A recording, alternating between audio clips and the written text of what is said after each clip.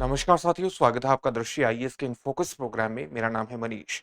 हाल ही में कोंगो के इक्वेटर प्रांत के 2 गांवों में एक रहस्यमयी बीमारी देखने को मिली है।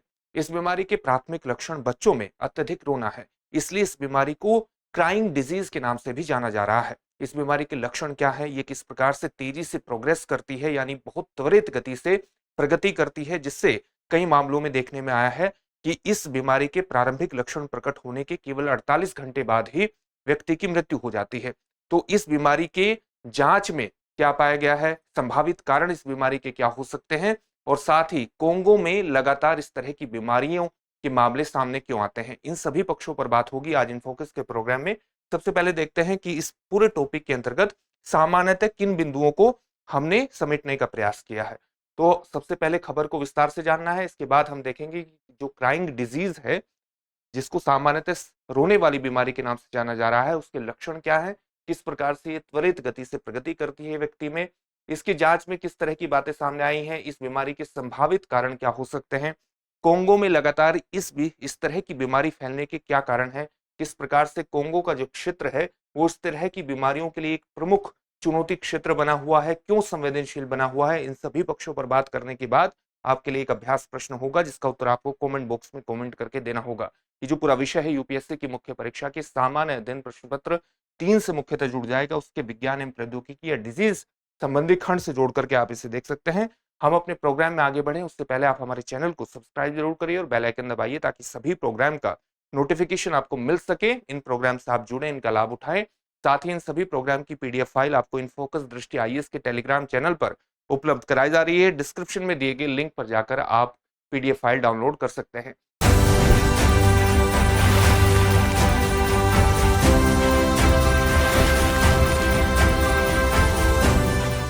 तो सबसे पहले खबर को विस्तार से जानते हैं, और खबर यही है कि कोंगो में एक डिजीज के लक्षण देखने को मिले हैं या प्रकोप देखने को मिला है, जिसको हम क्राइंग डिजीज के नाम से जानते हैं। क्राइंग डिजीज इसलिए कहा जा रहा है क्योंकि इसके जो बच्चों में सबसे प्राथमिक लक्षण है, सबसे विशिष्ट लक्षण है, वो ये है कि बच्चे इसमें रोते बहुत हैं। अगर वो इस बीमारी से या इस बीमारी के लक्षणों से ग्रसित हो जाते हैं तो बच्चों में प्राथमिक लक्षण या विशिष्ट लक्षण अत्यधिक रोना है, इसलिए इसको क्राइंग डिजीज नाम दिया गया है। एक रहस्यमयी बीमारी माना जा रहा है क्योंकि अभी तक इसके विशिष्ट कारणों का पता नहीं लगा है कि इसके ये जो बीमारी फैल रही है किस कारण से फैल रही है, इसलिए इसको एक रहस्यमयी बीमारी भी माना जा रहा है। क्राइंग डिजीज क्यों कहा जा रहा है ये हमने जान लिया है। कोंगो के दूर दराज के क्षेत्र इक्वेटर प्रांत के 2 गांव में फैली हुई है, और ये जो दोनों गांव हैं ये एक दूसरे से 190 किलोमीटर की दूरी पर स्थित है। इसलिए जो स्वास्थ्य विशेषज्ञ हैं उनका कहना यह भी है कि ये दोनों अलग अलग कारणों से भी हो सकता है, यानी दोनों गांव में जो हमें लक्षण दिखाई दे रहे हैं इनमें भिन्नता भी हो सकती है। बीमारी ने अब तक 1000 से अधिक लोगों को प्रभावित किया है, और पिछले कुछ हफ्तों में 60 से अधिक लोगों की, लगभग 60 लोगों की जान भी चली गई है। ये प्रकोप जो इस बीमारी का पहले देखा गया वो एक गांव में देखा गया, बोलोको गांव में देखा गया, जहां ये पता लगा कि चमगादड़ का मांस खाने के बाद केसों में वृद्धि हुई है। इस तरह की बीमारी के लक्षणों में हमें देखने को मिला है कि इस तरह की जो बीमारी है उसके लक्षण तेजी से प्रकट हुए हैं लोगों में। जबकि जो दूसरा गांव है जहां पर इस तरह की बीमारी के लक्षण देखने को मिले हैं, उस गांव का नाम है बोमाटे, और बोमाटे में ये देखने में आया है कि विभिन्न प्रकार के लक्षण हैं, जिसमें मलेरिया की तरह के लक्षण भी या मलेरिया की तरह के मामले भी हमारे सामने आते हैं। तो ये पूरी खबर हुई। अब इसके लक्षणों पर हम बात करेंगे, लेकिन उससे पहले आपके लिए एक महत्वपूर्ण सूचना है। इस होली के अवसर पर दृष्टि संस्थान आपके लिए एक विशिष्ट उपहार लेकर के आया है। उपहार क्या है? दृष्टि लर्निंग ऐप पर उपलब्ध हमारे सभी ऑनलाइन कोर्सेज पर 5 से 12 मार्च तक 60% का डिस्काउंट रहेगा। 60% कम कीमत पर ये सभी ऑनलाइन कोर्सेज आप प्राप्त कर सकते हैं। 5 से 12 मार्च तक आपके लिए विशिष्ट ऑफर है। इसके साथ ही सभी बुक्स और टेस्ट सीरीज पर भी आपको 40% की छूट प्रदान की गई है। इस छूट का लाभ उठाने के लिए आप 8750187501 पर कॉल कर सकते हैं। साथ ही डिस्क्रिप्शन में दिए गए लिंक पर जाकर भी आप इस छूट का लाभ उठा सकते हैं। विशिष्ट ऑफर है होली के अवसर पर, और कब से कब तक है? 5 से 12 मार्च तक है। तो इस ऑफर का लाभ जरूर उठाइए और सफलता की दिशा में आगे बढ़ जाइए। अब हम देखते हैं कि जो बीमारी फैली हुई है जिसको हम क्राइंग डिजीज के नाम से जानते हैं, उसके सामान्य लक्षण क्या हैं। सामान्य लक्षण बुखार की तरह ही दिखाई देते हैं। जैसे सामान्य लक्षणों में आएगा बुखार, ठंड लगना, शरीर में दर्द, दस्त लगना, जोड़ों और गर्दन में दर्द। इसके अलावा कुछ लोगों में विशेष तौर से जो आप कह सकते हैं कि 59-60 साल से कम उम्र के हैं, उसमें अत्यधिक पसीना, सांस लेने में कठिनाई और अत्यधिक प्यास जैसे लक्षण भी शामिल हो सकते हैं। बच्चों में रोना मुख्य लक्षण के रूप में दिखाई दिया है और इसीलिए इसे रोने वाली बीमारी या क्राइंग डिजीज के नाम से जाना जा रहा है। रोगियों की स्थिति कई मामलों में तेजी से बिगड़ती हुई देखी गई है और कई जगहों पर यह देखने में मिला है कि कई लोग लक्षण दिखने के केवल 48 घंटे बाद ही मृत्यु का शिकार हो गए हैं। एक तरह से उनकी मौत हो गई है। तो कई जगहों पर देखने में आया है कि कई लोगों में लक्षण प्रकट होने के 48 घंटे के भीतर ही उनकी मौत हो गई है। यानी इस बीमारी का जो प्रोग्रेशन है, जो इस बीमारी की प्रगति है, वो बहुत त्वरित गति से हो रही है, बहुत एक्सीलरेटेड गति से हो रही है और इसलिए ये अपने आप में पूरी दुनिया के लिए एक स्वास्थ्य की चिंता का विषय बना हुआ है कि अगर इस बीमारी, ये संक्रामक बीमारी है और ये फैलती है, तो इतनी तेजी से इसका प्रोग्रेशन होना वस्तुतः एक बहुत बड़ी स्वास्थ्य संकट की स्थिति उत्पन्न कर सकता है और इसलिए डब्ल्यूएचओ ने भी इस बीमारी की गहनता से जांच करने की शुरुआत कर दी है। अब हम इसकी जांच और संभावित कारणों के बारे में बात करते हैं। पहले ये चिंता व्यक्त की गई थी इस बीमारी के बारे में कि ये बीमारी इबोला की तरह हो सकती है। आप जानते हैं इबोला में रक्तस्रावी बुखार है, यानी आपके रक्त का स्राव होने लगता है आपके शरीर से, आपकी त्वचा से ही। तो रक्तस्रावी बुखार जैसे इबोला या मारबर्ग वायरस, पहले ये समझा गया था कि ये मारबर्ग वायरस या इबोला वायरस जैसी कोई बीमारी हो सकती है जिसमें रक्तस्रावी, ये रक्त का स्राव होता है।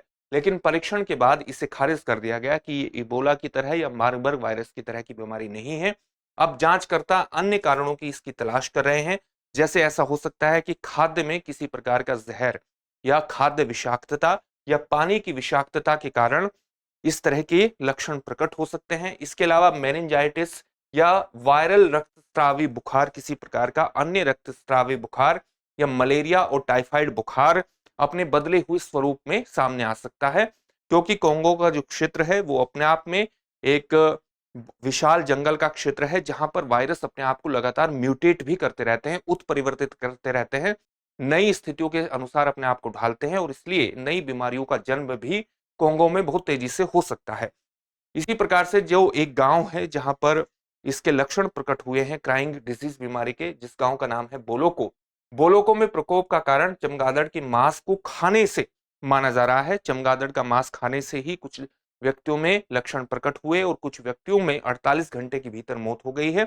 तो बोलोको में प्रमुख जो इस बीमारी के प्रकोप का प्रमुख कारण है वो चमगादड़ का मांस खाना माना जा रहा है, जो कि एक जूनोटिक बीमारी की ओर संकेत करता है। और जूनोटिक बीमारी का मतलब क्या है? ऐसी बीमारी जो पशुओं से मनुष्यों में फैलती है, उसको हम जूनोटिक बीमारी कहते हैं। जूनोटिक बीमारी का बहुत लंबे समय से केंद्र कोंगो रहा है और ये कोंगो की विशिष्ट चुनौती और संवेदनशीलता को प्रकट करता है। कोंगो जूनोटिक महामारियों के लिए अत्यधिक संवेदनशील है। क्यों संवेदनशील है? क्योंकि जो कोंगो बेसिन है, कोंगो बेसिन आप जानते होंगे बहुत बड़े स्तर पर सदाबहार वर्षावन वहां पर पाए जाते हैं और टोटल कोंगो बेसिन का जो 60% क्षेत्र है वो कोंगो में ही पड़ता है, जो अपने आप में जंगली क्षेत्रों की एक बहुत बड़ी विशालता को प्रकट करता है। और इस जंगली क्षेत्र जो है ये आप रिजर्वोयर माना जाता है वायरस का। रिजर्वोयर माना जाता है, एक ऐसा क्षेत्र माना जाता है जहां पर वायरस न केवल प्रकट होते हैं बल्कि बहुत बड़े स्तर पर अपने आप को म्यूटेट भी करते हैं, उत्परिवर्तित करते हैं और नए लक्षणों के साथ सामने आ सकते हैं। इसलिए कोंगो बहुत लंबे समय तक बहुत संवेदनशील क्षेत्र माना जाता है जूनोटिक बीमारियों का, ऐसी बीमारियां जो पशुओं से मनुष्यों में फैलती हैं, क्योंकि यहाँ के वर्षावन में ऐसे वायरस होते हैं जो म्यूटेट कर सकते हैं, उत्परिवर्तित कर सकते हैं और फैल सकते हैं। प्रभावित गांवों की दूर दराज की स्थिति स्वास्थ्य सेवाओं तक पहुंच को जटिल बनाती है। यानी कोंगो में ऐसे जंगली क्षेत्रों में गांव उपस्थित है जो जहां तक पहुंच स्थापित करने के लिए, कुछ गांवों तक पहुंच स्थापित करने के लिए केवल नदियां हैं और कुछ गांवों तक पहुंच स्थापित करने के लिए कोई इक्का दुक्का फैली हुई सड़क ही है। इसलिए गांव तक पहुंच स्थापित करना, स्वास्थ्य सुविधाओं तक को ले जाना, स्वास्थ्य परीक्षण करना और सारे मामले की जांच करना बेहद ज्यादा मुश्किल हो जाता है। परीक्षण, उपचार और नियंत्रण प्रयासों में कठिनाई आती है। हालांकि विश्व स्वास्थ्य संगठन ने विशेषज्ञों और चिकित्सा आपूर्ति को प्रभावित क्षेत्रों में पहुंचाने का प्रयास किया है, लेकिन अलग थलग स्थिति, गांव की दूर दराज स्थिति के कारण कई तरह की चुनौतियों का सामना यहां पर करना पड़ रहा है और लगातार स्वास्थ्य संगठन, विश्व स्वास्थ्य संगठन प्रयास कर रहा है कि इस बीमारी के संभावित कारण नहीं बल्कि एक निश्चित कारण की पहचान की जा सके और निश्चित कारण की पहचान के बाद ही इसका सही तरीके से इलाज भी किया जा सके, ताकि ये एक संक्रामक बीमारी ना हो और ऐसी बीमारी ना हो जो बहुत बड़े स्तर पर विश्व में फैल सकती हो। अब इससे संबंधित एक प्रश्न देख लेते हैं। प्रश्न क्या है? हाल ही में क्राइंग डिजीज का प्रकोप कहां रिपोर्ट किया गया है? आपके सामने ऑप्शन है, कोंगो के इक्वेटर प्रांत में, भारत के उत्तर प्रदेश में, चीन के यूनान प्रांत में, अफ्रीका के केन्या में। इस प्रश्न का उत्तर आप हमें कमेंट बॉक्स में कमेंट करके जरूर दीजिए। फिर से एक नए सेशन में आपसे मुलाकात होगी। धन्यवाद।